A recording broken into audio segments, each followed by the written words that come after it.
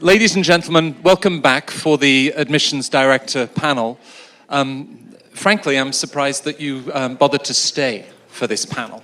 I mean, getting into business school, it's pretty straightforward, right? So why would you want to hear from admissions directors from 4 of the world's top business schools? But I think we need to establish some ground rules, a little bit like this is the Admissions Director panel in Vegas, and what is said here stays here, because if these 4 panelists then all hear these pearls of wisdom and they appear in the essays that they receive 6 months from now, I think they're going to work it out. One example is that Rich Lyons, the dean at Haas, admitted that if he had been asked for a request with the guitar, he would have sung Mac the Knife. Now, Haas actually asks you in their application to choose a song and what you love about that song. So I think you can work that one out. A little too. But we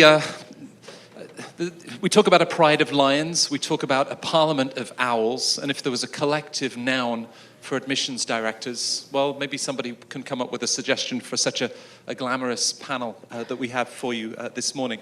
Virginie Fougère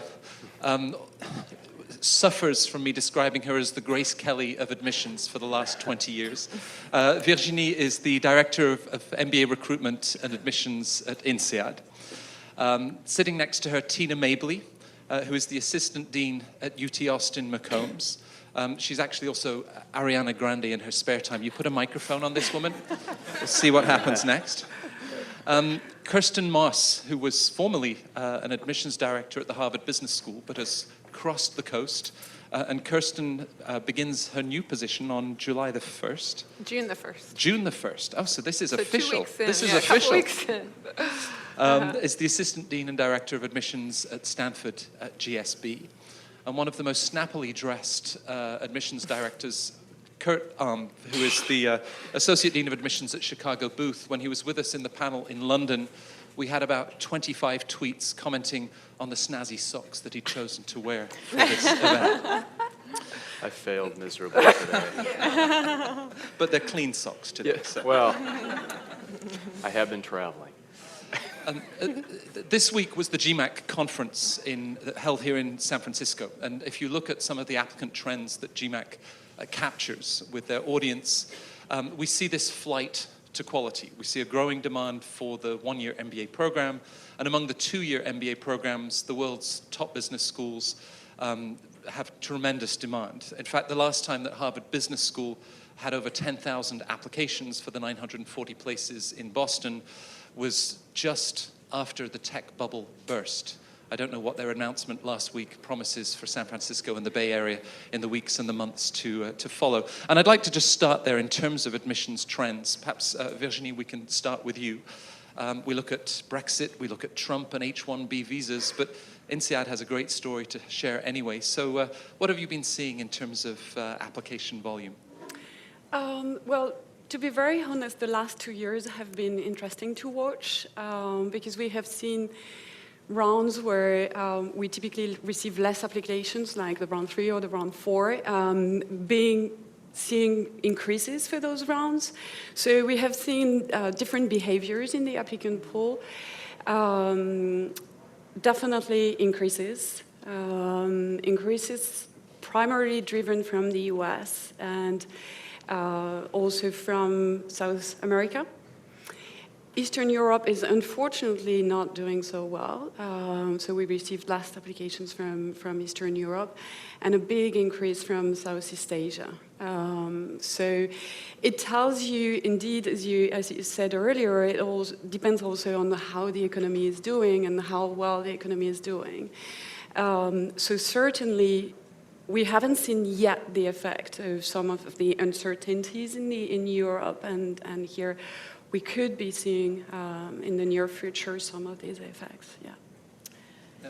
Austin is one of the hip places to live, but it's also a popular place to go to business school. Yes, Austin's been really helped us in the last 5 years. I started recruiting 15 years ago and would have to talk about Austin more than we have to today, being the fastest growing city for about 4 years in the country. There's been a lot of movement to Austin. Our applications have been up for the last 3 years. This year was sort of up a little close to flat. So some of that is international. We've talked a lot as a group of admission directors and schools about the impact on international admissions for our various countries. I don't know that we will see it this year, but it's something that all of us are watching in the years to come to see what the different flows are for applications.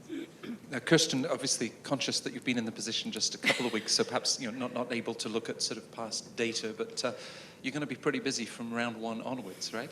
For sure, that's right. And I'd say it's similar to what Tina just mentioned. So applications are still up, but as I talked to, even in my 3 weeks, the last 3 weeks, especially from international applicants, just concerns about getting the visas and what it's going to be looking like in the next 2 years. So we're sensitive that we want to admit anyone who is able to come, and we're going to continue to look strongly across the globe for the best applicants, but they have concerns. Yeah.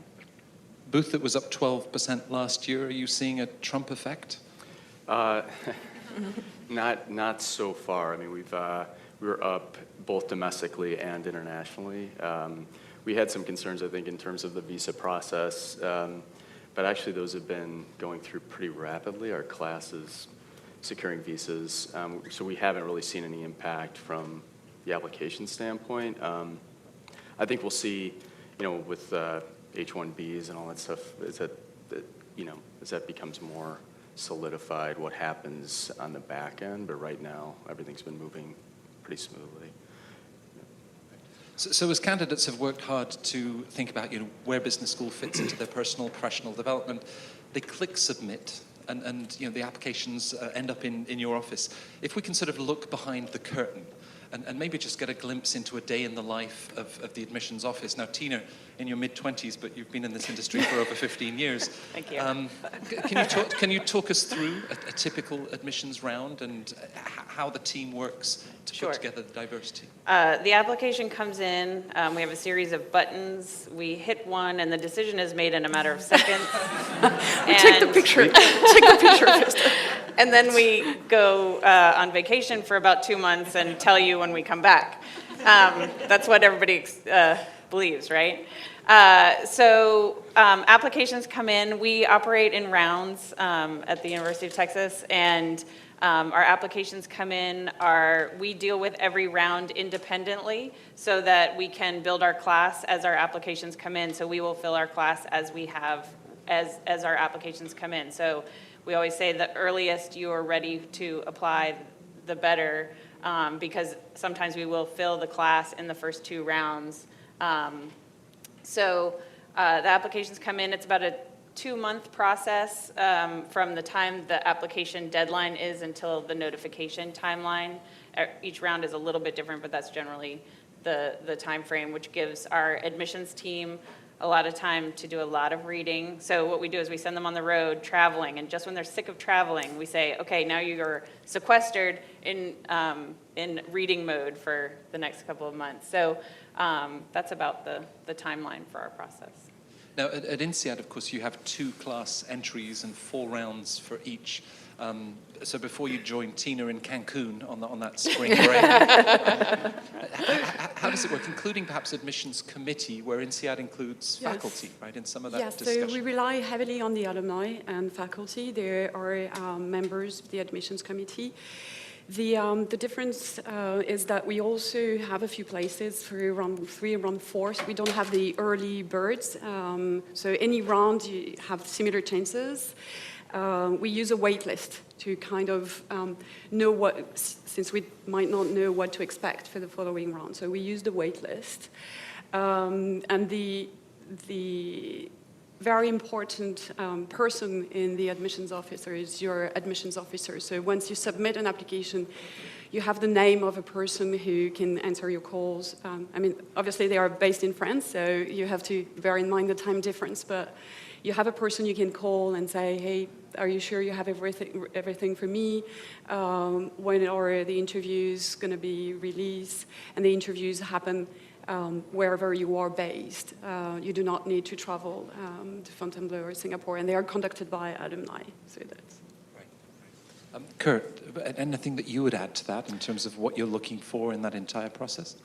No, I would say that it's fairly similar. The one thing that came up actually when I was in London, a common question that came up was about, does it help to apply before the deadline itself? So a lot of people were sort of concerned that they had to get their applications in quickly because in some ways that we would start reviewing early. I don't know if that varies school to school, but for us, it's totally deadline driven. So we don't actually start the process until basically the day after the deadline. So I think for a lot of people, just having the opportunity to kind of take some time, really make sure that you have all your ducks in a row and feel like you've officially kind of gotten your questions answered, you feel good about where the application is at. I would just say it's good that you have the time, at least for booth. But the rest of the process is fairly standard. We have 3 rounds. We have a committee-based process, invite to interview type of process. So it's not terribly different. I do have one of those spinner boards though. It's admit waitlist. Sometimes referred to. So it's not terribly scientific.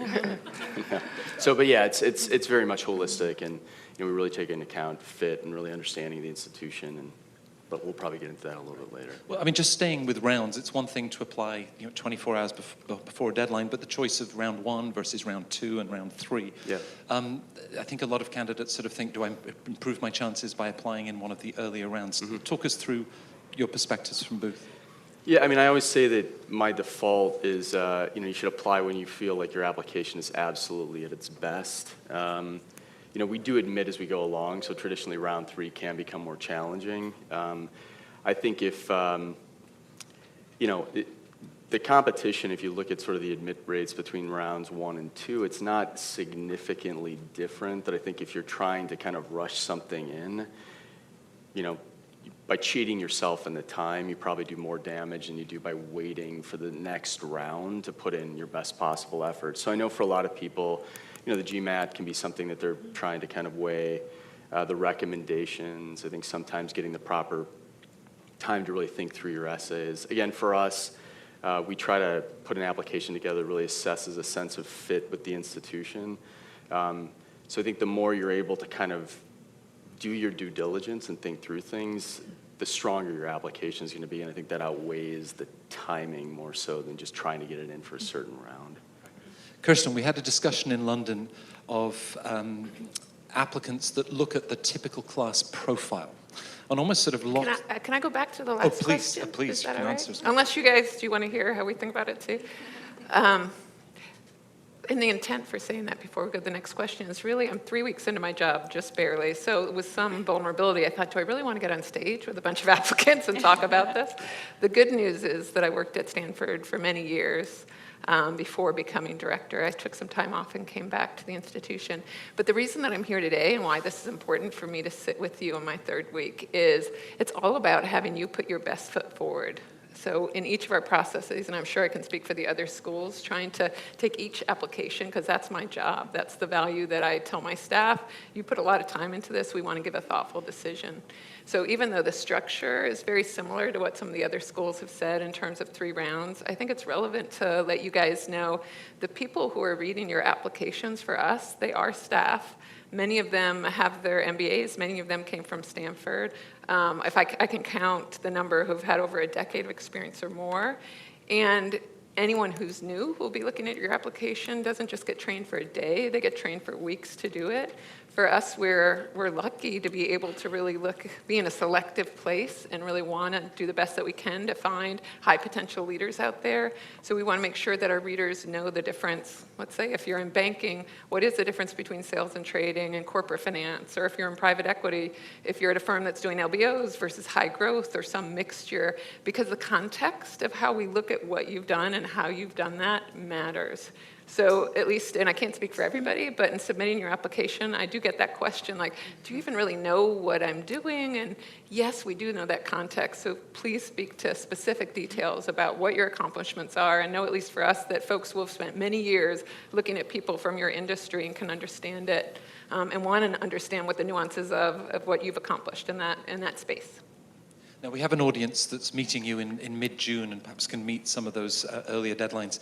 A predecessor at Stanford 15 years ago in a coffee shop in Paris admitted that in round 3, Sharon saw 2,000 applications and there are only 3 places left. And Sharon's quite good at Scrabble, and the word that she used was sort of catastrophic in terms of chances at that point. But as you look at final rounds, Booth, you still have places, McCombs, you're going right through this admission cycle. You now have 4 rounds of admission at INSEAD. So if it's taken the time to get that strong application together, is the last round worth considering? Me? Let's start with Kurt. Okay. Yeah, I think it's worth considering. I mean, from my perspective, is if you look at what are the scenarios that can play out, right? You could get admitted, which is great. You could get potentially waitlisted, where there are still opportunities. And in some cases, right, if you should get denied, right, I think there's a learning as part of that process. Having gone through, at least from our perspective, you're not penalized as a reapplicant. We have plenty of reapplicants who go through a process where they actually learn quite a bit through that process and understand in retrospect, how could I have done things differently? Did I not do enough of my due diligence? And a lot of times they're more successful the second time around. So I think if you're on sort of a timeline where you really want to get your MBA, I think kind of, again, trying to outguess the process and take yourself out of it because you don't think you have a chance, you don't really know, right? And so if you look at those outcomes, right, I think in any case, you're setting yourself up, it's not a terminal event, right? There's opportunities after the fact, so. And do you feel, Tina, at McCombs that applicants in the later rounds are still as committed and show you the love? So one of the things, and maybe a way to look at it, is if you have the opportunity to visit the school and that would put you toward a later application, I definitely would find that more valuable, because for you, as you're putting your application together, to be able to visit the school and picture yourself there, you're going to inherently have a stronger application by having that whole story about how, seeing what you can take advantage of, getting to know the culture and the students. And so if you were trying to sort of weigh that decision, I can't visit until this time, which is going to push me to a later submission deadline, that's a good opportunity. We definitely admit students in our 3rd round. It's just the class fills as the rounds come through. So it's just making that consideration. And one thing also is we see people, when people rush and take GMAT last minute, it's usually really, really the worst thing you can do to your application. So giving yourself a little bit of time, even if that means applying round 3 or round 4, that's fine. Getting an understanding of the spirit of the school is a good advice indeed. But if we were limiting ourselves and not selecting people round 3 or round 4, we could be missing some outstanding profiles. So that we will still have places for those rounds. We want to be convinced. We want to hear about your stories. So even if that means it comes a little bit late in the process. And for us, the rounds are really also here to help you get organized. You have to give notice to your employers. You have to borrow the money, find the finances, move to Singapore, Fontainebleau, tell your family you're going back to school, and by the way, borrow a small amount of money. So for all these reasons, we have these deadlines to help you get organized, basically. And I know that we prepared some questions, but it's also a certain fluidity with some of the comments. Kurt, you talk about reapplications. There are so many myths out there about, the chances of reapplying, but the point you made is that perhaps it'll be more thoughtful. In INSEAD, it's often, it's a tough school to reapply to when you're already sort of 29 or 30 years old and have a certain sort of background. So do you encourage reapplications? And if so, what are you then encouraging the applicants to share second time around? Yeah, definitely. I mean, I think, again, if I take a step back, I think it comes really down to where do you really want to be first and foremost? I mean, is it, again, I think reapplicants, in the same way that we look at traditional applicants, it's really what is your identification with Booth? What is it about the institution that really resonates with you? How do you make those connections throughout the process? And again, I think if you didn't get in the first time and you really think that there is a deep connection to the institution. It's absolutely worth going through it. I think what happens is part of the process getting to that reapplication phase is just a deeper sense of self-reflection on the school. I think from an evaluation standpoint, I think there is an expectation if you're going to go through it a second time that we want to see some weight behind why you would do this again. Why did you pass up other opportunities? Why is it you're so committed? And so I think we look for a deeper sense of understanding and connection to the school probably the second time around, but more often than not, I think people do take the time to reflect and make the incremental changes within their application to be successful. So again, I think you really have to ask yourself, first and foremost, why are you doing this again? And that sort of commitment should show in the application process. And a lot of times people are pretty successful the second time through. Now, Stanford, of course, has the opportunity to apply out of college for seniors, to then join the program straight out, or sort of 2-3 years later? Some can join straight out, but most will join 1, 2, or 3 years later in our deferred program. Right. And so perhaps somebody applying that early in their sort of professional development to then consider reapplying 3-4 years later with the experience that they have, that's completely understandable to your admissions team. Well, I feel strongly with what Kurt said, that even if you're not a college senior and you're applying the next year, we love to see reapplicants because it shows how committed you are to the institution. So I always recommend it'd be great to understand, like you said, there's that additional information essay. Why are you reapplying? Why is this important to you? And the other piece, and I've been studying leadership, I'm getting pretty old now, for I think 2 decades. I'm kind of a geek. And one of the things that's been proven over and over in the research is that at the end of the day, highly inspirational leaders, those who get the highest performance from the organizations, really know what drives them. And they are thinking beyond themselves to the problems that they can make change and have an impact on. So in our application, one of our key questions is what matters most and why? And it's been an iconic question for a long, long time. So I feel like even if you go through and you don't get in and you want to try that again, taking the time to understand what matters to you, because that will be your true north as a leader, no matter what school you go to, where you go to in the rest of your life. So I think it's a great exercise for anyone to do. And if you don't get in, you want to come back and try again, just let us know why this is so important to you and what's changed since then. But either way, you'll be one step ahead of the game in terms of being able to motivate others. On a phone call, you can't see the person that you're talking to, but you can hear when they smile. Is it the same thing with the admissions, with the application, where you can tell when they've taken that time for self-reflection and that they've actually enjoyed and embraced this opportunity to think what matters most to them, where business school fits in? Can you tell when they're enjoying it and how that comes across? Tina? Absolutely. I think the piece of advice that I always give to students that are sort of probably in the phase that you're in thinking about school is there's so much, you attend events like this to find out what we have to say about how to get into business school. And the reality is this is all about you.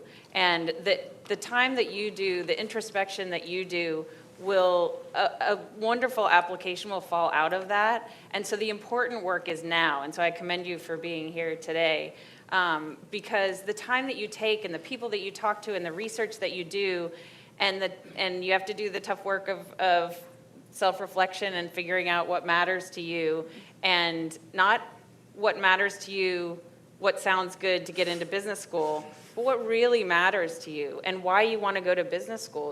We have read a lot of applications, and yet still every application is a story. And what really works is somebody who knows who they are, knows what they want to do, knows what they don't know. You're coming to business school for a reason, and puts that together in a cogent fashion. We always say an application is part of what we review is your judgment and your judgment about what you put in. And so think about it as that whole picture of you. And that's, if you ask somebody to help you look at it, look at it that way. And what does it say? What do they get back from reading about you? And is that what you intended? But you can absolutely see that sort of personality in an application. Interviews obviously sort of help that. And I know it's hard to sort of put yourself. We do videos. I know many programs do.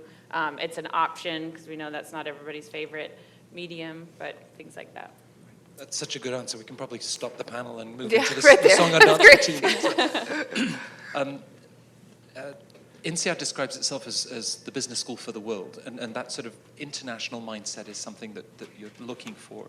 If you live in Switzerland, it might be easy to pursue a career in the surrounding countries, but from a North American perspective, how can somebody sort of demonstrate that sort of global mindset? Well, global mindset is not necessarily how many days you have spent abroad or if you watch TV from another countries or things like this. It's really, the global mindset comes with your cultural sensitivity and how open-minded you are, and by even staying within your own countries and traveling and meeting people with different backgrounds from your own background and getting challenged by other ways of thinking and challenge yourself is very, very important. So that's not just international or global mindset, it's not just travel. It's also getting to know the others, whether you have tried to learn other languages at school or whether you have decided to go on a path that is slightly different from a traditional path that your family or your social environment had. And all this demonstrate adaptability and flexibility, because at the end of the day, that's what we are getting outside of this. And as the deans put it at INSEAD, so yes, the tagline is the business school for the world, but basically the idea behind that is seeing business as a force for good, and even more important in those days that we are living at the moment. So just to touch on a discussion that we had in London, millennials are now applying to business school, and one of the panelists commented, that they're seeing applicants that look at the class profiles, they look at media rankings, and they say, so I have a 737 GMAT score, I have a 3.75 GPA, I speak 3 languages, I match perfectly that class profile that you publish, but you're sort of trapped by that class profile because the people that you're admitting are far more diverse than any of the numbers that are sort of captured there. Kurt, can you sort of speak beyond GMAT averages and GPAs? Sure. I think for us, first and foremost, I think the thing that we're trying to capture in the application process is a sense of authenticity from students, right? Not trying to outthink or outgame the process. I think in general, we collectively try to be pretty transparent about what we're looking for, how we think about things. I think sometimes there's a distrust that we're not saying, that we're hiding something. In reality is I think we try to be very clear about what's important to us. I think that really it's really a process by which you really have to ask yourself some deep questions about why are you going to go through this process? What do you hope to gain? What is it about these respective institutions that really connect well with you? One of the questions that comes up is, I look very much, or I'm a consultant, right? How do I differentiate myself from other consultants? Or my profile seems very, standard. How do I stand out? And I think the reality is everybody's unique in their own way, and I think if you've all had different life experiences, you all think about things differently. Even as a consultant, you've had exposure to different projects and different people in different parts of the world, and that really sort of shapes a very unique signature around each of you. And I think if you kind of hold true to what is my authentic story, who am I, what are the things that really help me be me, and I know that sounds very sort of ethereal and whatever, but I don't think it's as complicated as I think people make it out to be. And when you have that sense of authenticity and you really think through those elements for yourself, and then you understand maybe how that makes me a good candidate for X school, it's amazing how people really stand out in the process. And those stats, although I'd be lying if I didn't say we looked at that stuff for sure, but those sort of become table stakes, and it's all these other things that sort of come out in the process that help you to stand out and really become distinctive, and it makes my job a lot easier because I can read an application and see who kind of really thought these things through versus somebody who's just filling out the paperwork and submitting the application. So I don't... Yep. We're going to keep the panelists wired up after the panel, and if backstage they sort of admit, Kurt's like, so do you think that they bought that answer? Kirsten, you've been studying leadership for 20 years. So here's the sort of the 20-something-year-old applying to business school. How can you sort of, some are working in very hierarchical organizations, others in a very flat Bay Area startup, and how can you sort of identify patterns of leadership?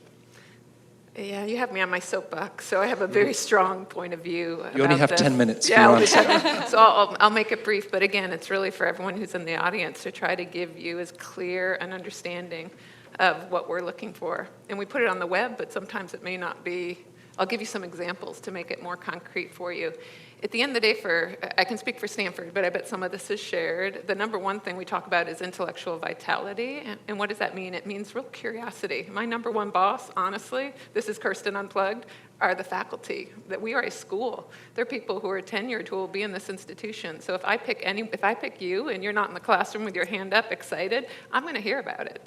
So exactly. So my job is to make sure that each of you, when I'm looking through your applications, I'm finding evidence of how curious you are, what you've been thinking about, both in your essays but also in your recommendations. Sure, I'll see your transcript and what you studied, but that's not really, are you a person who's gonna be that energizer in the classroom, who's really here to learn? So that's number one, boss.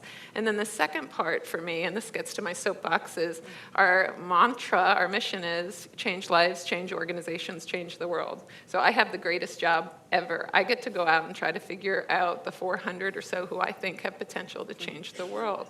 And I have done a lot of research on leadership. And what it really comes down to, we call it demonstrated leadership potential.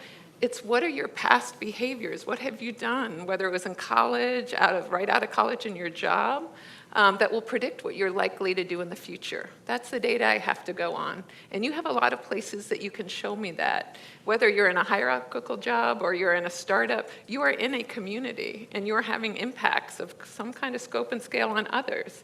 Maybe you're the one who's always helping your teammate learn and get up to speed. That's leadership. Maybe you're the one who keeps saying, wait, guys, we're going the wrong way. We got to do this. That's leadership. And you can do that no matter how many people report to you or how many people don't report to you. You can also do it in your church. You can do it on your sports team. You can do it on your club volleyball. Your job for me will be show me how you have behaved as a leader. And that defined precisely is the impact that you've had on your community. If you can tell me that, then we're both going to be aligned, because that's what I'll be looking for. I mean, so with 8,000 applicants for 400 places, is the temptation, Stanford talks about changing lives and changing the world. I need to come up with a solution for clean drinking water in sub-Saharan Africa. Glad you asked that, yeah. Somebody came up to me, I've only been on the job 3 weeks, and they came up and said, Kirsten, I'm not a unicorn. I don't think I'm going to apply. And that was their feeling, like they somehow had to have a big horn, so I was going to notice them in the 8,000. I don't want unicorns. Leadership doesn't come from a socioeconomic status, from, someone said I didn't go to Harvard undergrad, would you ever look at me, from an institution. It doesn't come from the fact you're in private equity. It really comes just from what I told you. And some of my favorite admits truly are those who have the 500 plus GMAT, because every year there will be some, or who came from a community college and then worked really hard to get to a 4-year program. You will come in every shape and size. The only thing you have to tell me is, how have you been this creative learner, this really curious learner, and how have you touched people in your lives? Because if you're doing that, then I want to know about you. That was a soapbox moment, sorry, but I believe it deeply, so thank you for asking. And of course, if you were courageous enough to sit on the front row and be called out for intellectual curiosity, that improves your chances too. Did you have the time to take notes on that one? Now, in that sort of personal journey, 24-year-olds, 34-year-olds applying to business school, Tina, sense that you could be too young, or can you be too old to apply to business school? For a full-time MBA program. First of all, nobody is ever too young or too old, just generally. We'll just put that out there since we're all moving on in age, just as a general rule. For business school, we really try to talk about the right time to apply and the right time for you. So figuring out, there are things that we will tell you. For example, work experience will change the way that you approach business school. And so having that orientation is important.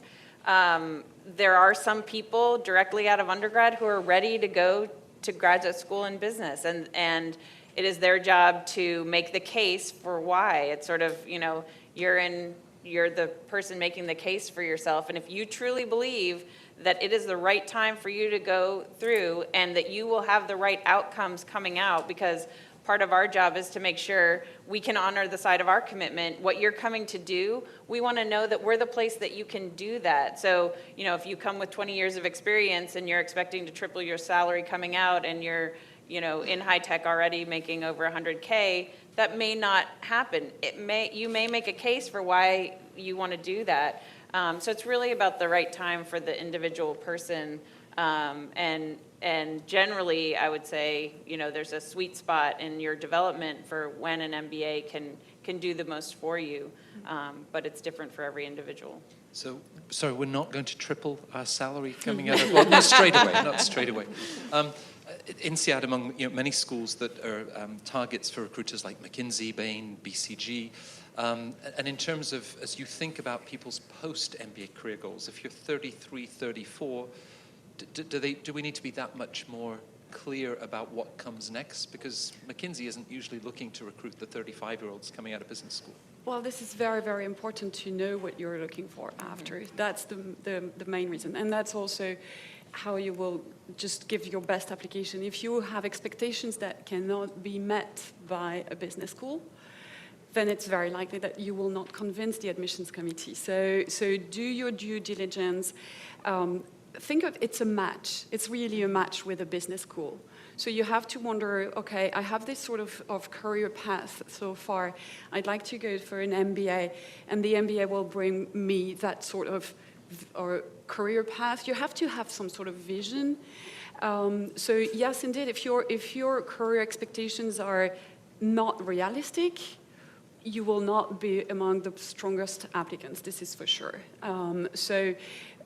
Knowing the sort of profiles we are looking for, but also knowing the type of profiles that INSEAD will place, or the type of opportunities we will be able to offer is very important as well. So you may want to look at the employment statistics and where people go after the program, any of these programs, where people are in terms of geographies, in terms of functions, in terms of sectors, because you could be attending one of these programs for a career change, or maybe you want to stay in the same sort of company, or you are set on this sector, but you just want to give a boost to your company, to your career. So it's really by understanding this and having realistic expectations that you will convince us. Yes. Indeed. Holding a CenterCourt event in the epicenter of entrepreneurship. There's the startup fever at business school, and perhaps more applicants that talk about wanting to start a business, possibly even starting that business while they're at business school. And Kirsten, I'd love you to come back to that subject of how you support those sort of ideas. Kurt, when you look at individuals that have come from the Fortune 100 company and then talk about starting a business immediately out of school or soon after school, does that make sense to you?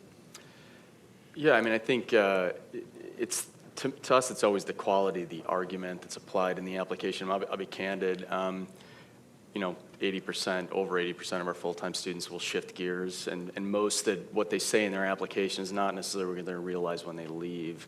And again, I think that's part of the beauty of business school. There's a process of discovery. There's a process of understanding. I think, and for a lot of people, like for us, our most popular concentration is entrepreneurship, not necessarily because everybody wants to be an entrepreneur, but I think there's a way of thinking that's applied in that space. There's a way of looking at the world and being, agile in the way you think and how you adapt, which makes it a very practical way to think and learn.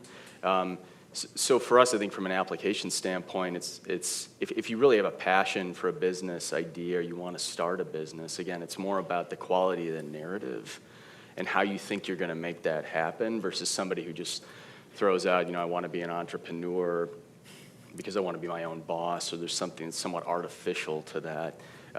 So we don't necessarily, for me, it's not really about judging what you want to do at the end. It's sort of, how do you think you're going to get there?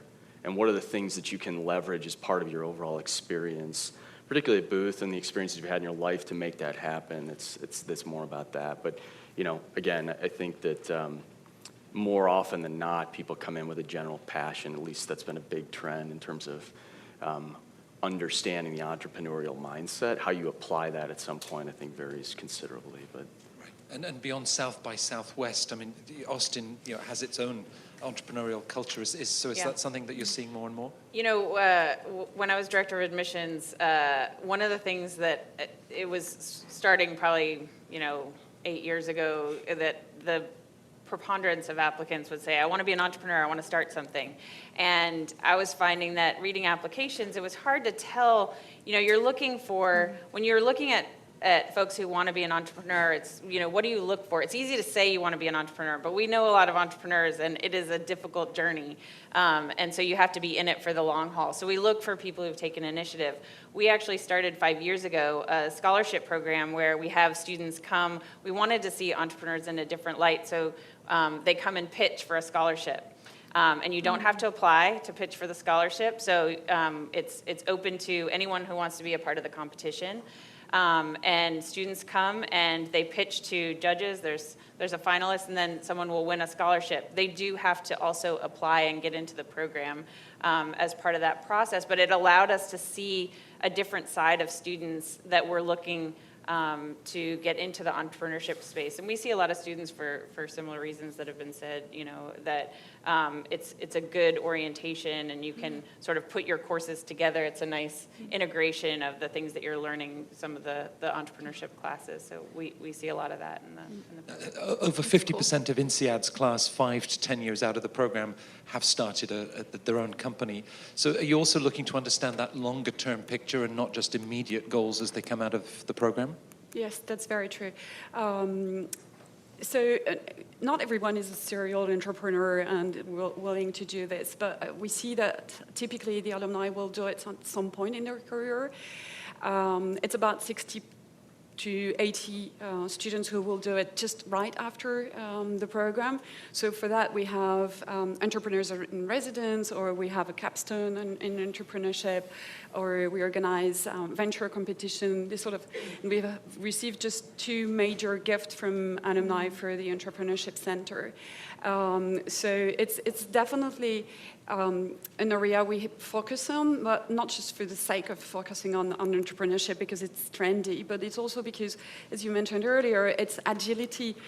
Within a huge multinational company, it's very likely that having this entrepreneurial mindset, and we call it intrapreneur, so it's really being within a big company, still having this sort of innovative mindset and agility to adapt to different contexts and environments. So it's not just starting your business, but entrepreneur could be starting a unit in a different company in a different country for a multinational. So there are different ways of going with entrepreneurship.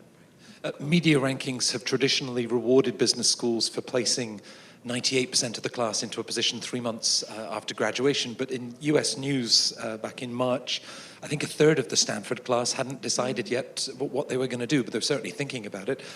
Is the MBA the right time to start a business? This is a really complicated question for Stanford, and I love all 3 of your answers, actually, because I think it resonates with me as well.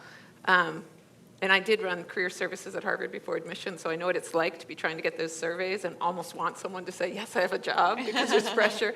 But in coming to Stanford, I think one of the reasons I really wanted to take this role is there's something really special about, I shouldn't even say special, I should just say distinctive about the culture that, and I've been there, working there about 10 years, both in the classroom as well as doing admissions before, and you meet a Stanford student, and I know part of it may happen on intake, but to be honest, people apply to all of our schools at the end of the day, so I think all of you are raw material that might put in applications everywhere. So I think it really does happen culturally when you get to the school where they're surrounded, maybe it's Silicon Valley, but by this idea that I don't have to do 10 things to become a vice president or a CEO. I actually could make a difference today.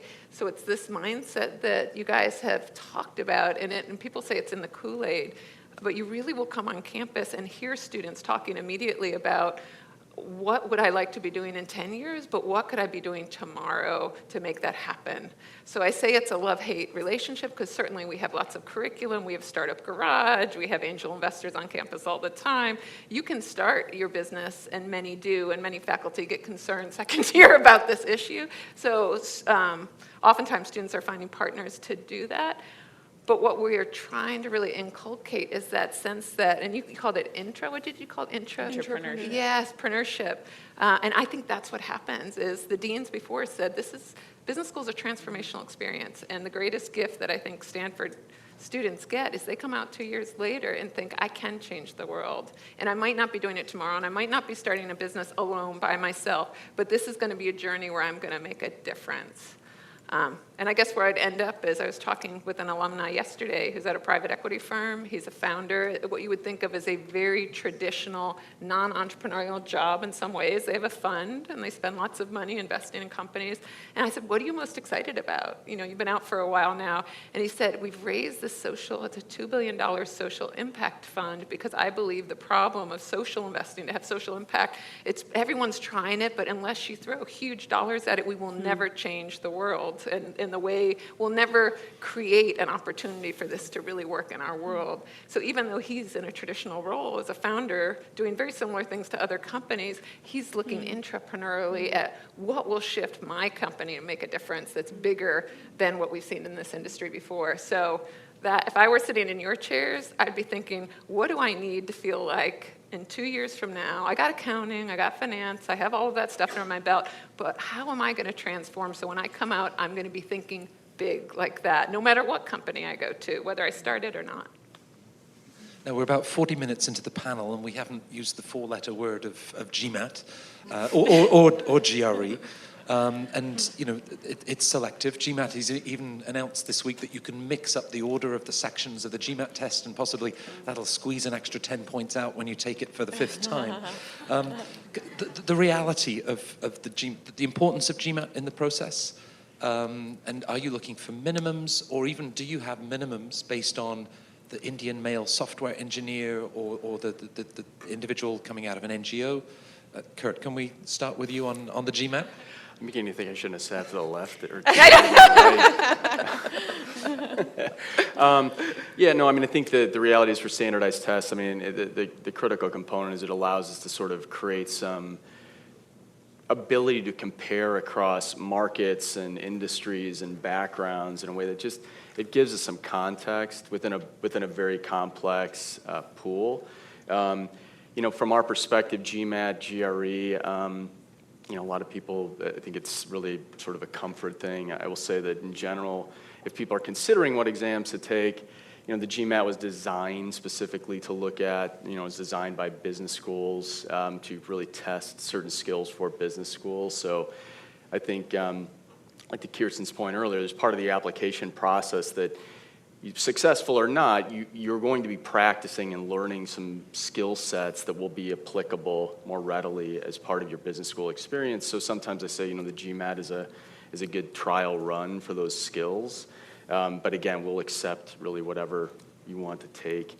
You know, again, and I would just, broadly speaking, it is a holistic process. As I said before, you know, we certainly expect, you know, and again, to Kirsten's point, I mean, like, we have an obligation we want to provide the best possible education, the best possible atmosphere. So, you know, when people apply to Booth, we want to see that they've, you know, done well academically, that they've represented themselves well with testing and whatever, but that's not the end-all, be-all. Again, it comes back to, provided those things are there, what are these other elements that really stand out, that help us to understand in a pool where there might be a lot of homogeneity around test scores or GPAs. It's these other things that help to stand out, that make us say, well, this person seems like they are inherently going to be more successful at a place like Booth than perhaps this person. So again, in some ways it's there to help us to sort of get some collective understanding across a very complicated applicant pool, but it's a lot of these other elements at the end of the day that help to make the difference in our decision process, if that makes sense. And I don't want to pin you on this, Kirsten, but if you do take people that have 500 scores but end up with a GMAT average of 737, that suggests that a lot of people are getting 750s and 760s. Your scores keep going up. Where does this end? I was waiting for one really good question from you, Matt, so I guess that's it. I was going to say, Kurt said it very well, actually. Everything you said, I agreed with. Our score this year will be hovering for the new profile at 740, about flat, and that's hard for me, honestly, because I don't want to send the message that you have to have a 740 in order to apply, but let's face it, we're taking 5%. So if you have time to practice for this test and you really want to go to Stanford, and more importantly, you think you've been one of those people I'm talking about who's had impact in their communities and who is a leader and who wants to make a difference in this world, go take the test again, because it will help. It's one data point. Get a test if you can, if you have the resources. Study by yourself. It is important. And I do. As I said, my favorite candidates are those who have 500s, but I can't. I have a class that, and I feel lucky, honestly, that the rankings for us, and God's honest truth, the new dean who hired me said, this is not something we're stressing about. We're not even stressing about yield. I mean, as an admissions person, it's like, hallelujah. You go out and find the best people you can. So make the case, but boy, if you're that person, make it easy on me. Just go out and study as hard as you can. And take the GRE, take the GMAT, whatever is going to be best for you. I don't care. We're really agnostic. I'd like you to put your best foot forward so I can start and say, all right, here's a score. And if your scores are low and you want to apply lower than our range, so we're saying it has a 5 in front of it, please write some additional information and say, maybe test taking is hard for you. I want to know that too, because I want to look for the best in the application. Tina, before your parents sent you to that forbidding public school in Scotland, they christened you Christine Candor Mabley, right? Candor is your middle name. I mean, these GMAT scores, based on profiles, there are lots of strategy consultants, there are lots of certain profiles. So are you then that much more demanding from certain profiles with GMAT scores? A GMAT is a piece of information, and it's as is everything in your application. And so for us, the GMAT was designed to predict how well you would do in the core curriculum of business schools. So it gives a piece of that information. If the score that you have, you don't feel represents your ability to do what you believe you can do in business school, then provide some other information in your application that can do that, whether that's courses you've taken, grades you had in undergrad, things you've done to prepare yourself. Maybe take it as an indicator that maybe there's a little work I need to do before business school to get the most out of business school. It's really a piece of your application, and again, that judgment piece of looking at your own application and saying, okay, this may not represent what I believe I'm capable of, and so I'm going to use that extra essay, or I'm going to provide additional evidence that I believe showcases what I'm capable of. Can I jump in? I loved your answer. Yeah. Right on, listen to that. And when way back, because I'm very old now, when I was at HBS, we had removed the GMAT. We decided, we don't want this to be some test you're stressing over. We have your transcript. And unfortunately, what happened after that trial period was there were some students who really struggled and were not passing courses. And we went back and were able to say to students, had you applied to other places? And one of the common denominators was a GMAT score that was low. So I love your point. Yeah. In the 500 range, I love your point about this is actually preparation to make sure that you don't get to school and then really struggle because you don't have some of the capability to do it. So it's a great story. So to use Kirsten's words, that past performance is a predictor of future behavior, perhaps Stanford will get rid of that 740, get rid of the GMAT altogether. Yes, so I feel a little bit closer to your position towards the GMAT. There are many ways of demonstrating the academic capacity, and transcript of grades is one of them. We do mitigate a lot the scores. And to be very honest, we don't pay too much attention to the total score. We're more looking at the verbal and the quant percentile because of the diversity of the profiles we recruit with 93 different nationalities in the classroom. It's a fact that the average, the mean in some countries is lower than in the US or India or China. So we factor that in. So it's very likely that someone that applies from Kuwait or Qatar will have a lower score, but we will make sure that the academic capacity is there so that the person can benefit from the program without struggling and not graduating at the end. So we have other ways of mitigating this. So for a lower verbal section, for someone who is a foreigner, who doesn't have English as a native language, we can use the video, the Kiara video, which we have introduced in the selection process. For somebody who has an engineer background and has math and strong grades in math, we can use that to balance a little bit the quant section. Now, we have an audience that will take you guys for lunch if it means that they can ask you questions, and I'm going to turn to them in just a second. And perhaps my final question to you is either one piece of advice in the admissions process or even one of those classic mistakes to make sure that you don't make, and whether it's the people that you choose for your recommendations. So your choice, whether it's Tina, the classic mistake or the one piece of advice. I really gave you my favorite piece of advice because I think so often when I talk to students, it's the piece that's forgotten, and it is to take it back to yourself and think about how you're going to use the programs that we have. What are you going to do with those 2 years? You're making a big decision financially, from a time perspective, to take 2 years out of your professional career to do something. And what are you going to do with that? And when you make that plan, one, it's a great primer for your leadership development plans for the rest of your life. Two, it will tell you what questions to ask, what things to be aware of.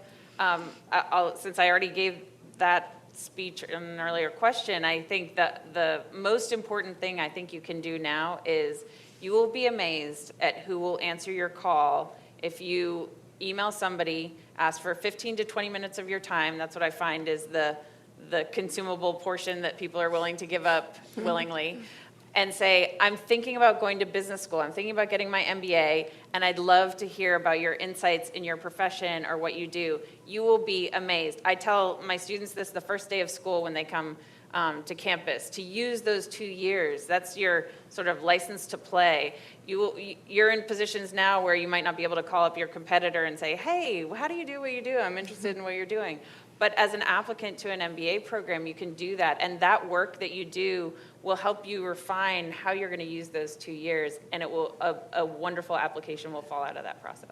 And Tina has promised to spend 15 to 20 minutes to talk with each and every one of you between now and Tuesday morning. If it means staying in San Francisco, I'm happy to do it. Kirsten, you have the best job in the world for you. For me. So what would your advice be? I actually think I loved what Tina said before about having a cogent application, and the advice, you could just sit here and do mine. You can do both of our jobs. But at your fingertips, what I've noticed, and I've done this now like 20 years, if I look back to when I started doing this at Harvard, there are all levels of applications in terms of how much preparation, how much time, how thoughtful and cogent the argument is. And the ones that are going to rise to the top are the ones who have taken that time. You can't control what I'm going to do with your application. I'm going to read it and the committee that I work with in a very different way than any of these schools. You have some little insights into it, but what you can control is the story that you want to tell each of us.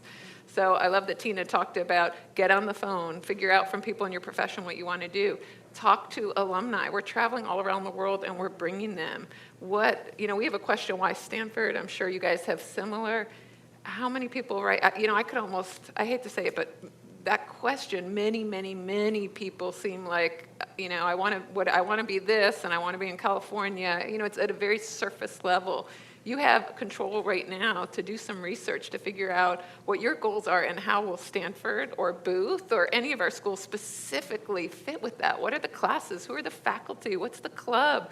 What's an alumni that's done something interesting to you? Put it into that essay so that I know you really care and you really want to come to my school. And that's some of the best advice I could give you, is to take that time to connect the dots between what you value, how Stanford will help, and what your dreams are, that whole piece. And the only way you're going to do that is to get out there and research and not just sit down one night and crank it out and hit submit. So applying to INSEAD with the response, why Stanford, presumably is one of those classic mistakes. It does happen, right? Right, it does yes, happen. yes, yeah. the copy-paste, we see that. Please avoid the copy-paste. I'm applying to LBS because, no, come on, read your essays. Yeah. Yeah. So what would your advice be? Yeah, my advice would be, you would not believe, sometimes we hear people's story when we meet prospects, and I'm looking forward to meeting you this afternoon, but most of you have very, very interesting stories, and you tell those stories, you count these stories, and then when you read the essays, it's plain, it's dry. Where is the true yourself? Where is the true person behind these essays? Make them true, genuine, honest. We read, as you said, we read thousands of essays, so just talk about you, and that will be an interesting essay. So be yourself is my best advice. And Kurt, I'm a slow learner, but I did pick up that I should be asking some of the questions last too. But they've already said everything, right? Well, I was just gonna say, man, you're getting me on both ends of this thing. Yeah, I would just say, I mean, ditto, but I think the one thing I would say that's often overlooked is that just the application itself is not, from an admissions perspective, it's not an arbitrary process. Like, we don't just throw stuff into an application with no thought and just say, here it is, fill it out. I think every school does ask different essay questions for a reason. They think about their recommendations differently for a reason. And in some ways, it's important for you guys to think about, there's fixed real estate for you to be able to sort of tell these authentic stories, to share who you are. And that takes some time, and it takes a level of strategic thinking that I think is often missed. And people just go through and they fill out the materials and they give the recommendation form. And oftentimes, because they do that, there are redundancies that naturally come up. You lose space because you said the same thing multiple times in multiple facets. You forget that the resume itself tells a story, right? And so I think you have to be smart about the exercise itself is an exercise in how you strategically think, and oftentimes that's missed. So if you don't, it's one thing to know your story and what it is you want to convey. It's another thing to be able to do it effectively in the applications that you're filling out. And there are differences, and I think recognizing and trying to understand how you're going to leverage that full real estate is a critical exercise that oftentimes goes overlooked. So, Can I add a quick, as you put the application together, all of the pieces should tell the same story or tell pieces of the same story, because that's a big mistake we see people make. Is your recommender will say, so-and-so really wants to go into packaged goods marketing, and then in your essay you say, it's usually not investment banking or something radical like difference like that, but they don't say the same thing, or maybe somebody changes their mind and by the time they interview, they're saying something very different from their resume. And so if your application doesn't hang together and tell the same story or contribute to that story, that can become a problem. Now, the fog is going to roll in about an hour from now, and therefore the best way to spend a Saturday afternoon is with 34 of the world's top 40 business schools in the galvanized room, and I think I tried to share where that was from 1:30 onwards. So lots of chance to talk to the schools and ask your questions.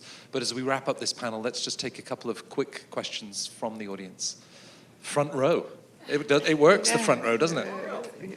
So I'm just curious, because most of the schools will require a work resume, and the work resume usually does not show as much of the leadership as. Thank you. Especially when it comes to specific roles. On the work resume, we will put a lot of very technical things on there. Would you suggest rewrite the whole work resume for the application itself, or would you suggest just simply use what we use for job applications? Right, so lots of JavaScript and Python on the resume, but how does that come across to business school? Should we be adapting those resumes for the admissions office? Go ahead.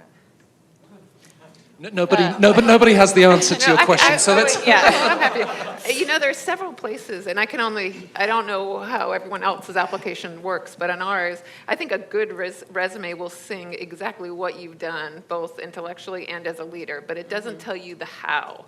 And the how is an important thing, because for us, I talked about your behavior will predict, how you impact will predict.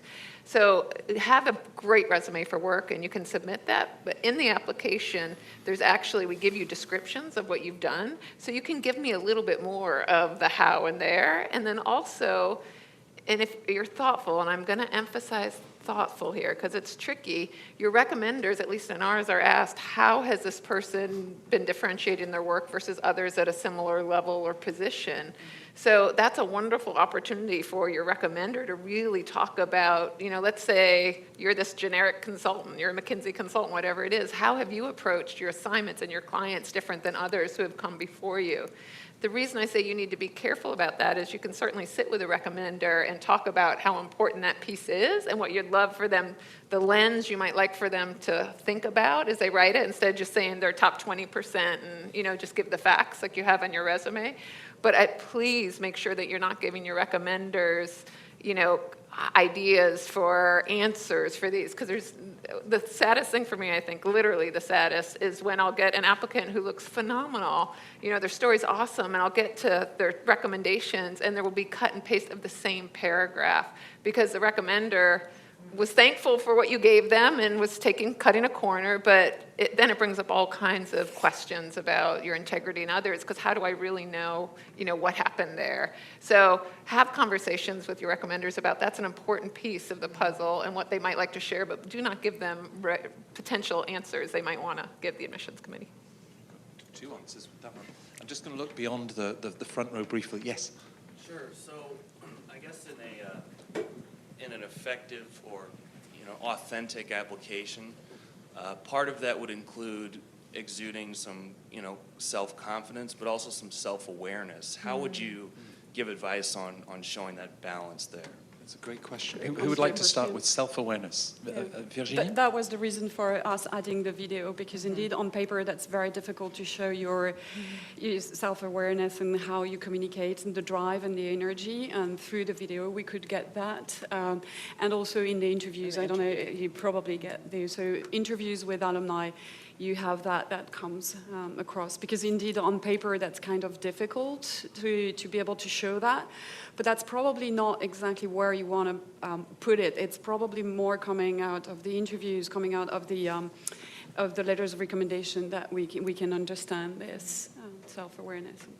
I would say, the interview is a big place for that, and some people really view the interview as a performance and forget to stop and breathe and be in a conversation with the person.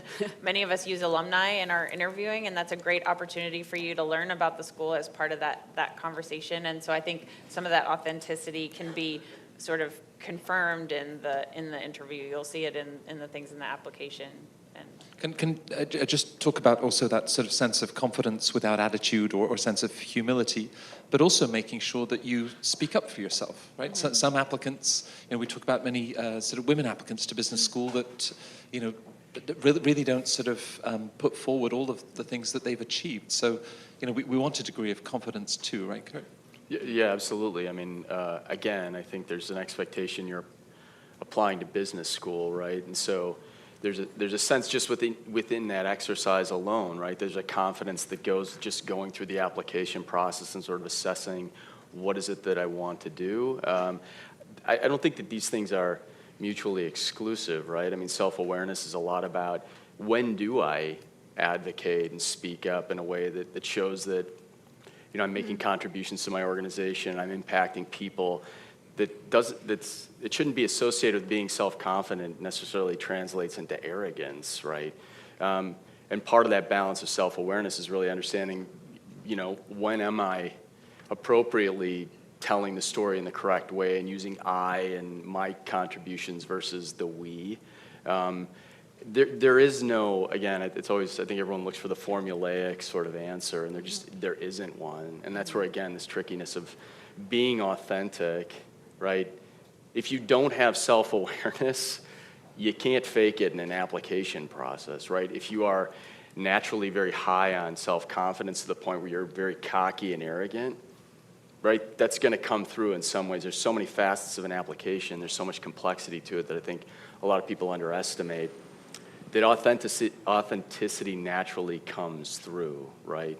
Because with interviews, essays, whatever else. So I think you just got to find the balance for yourself. And again, don't try to outgame the system. Just communicate what it is that is specific to you.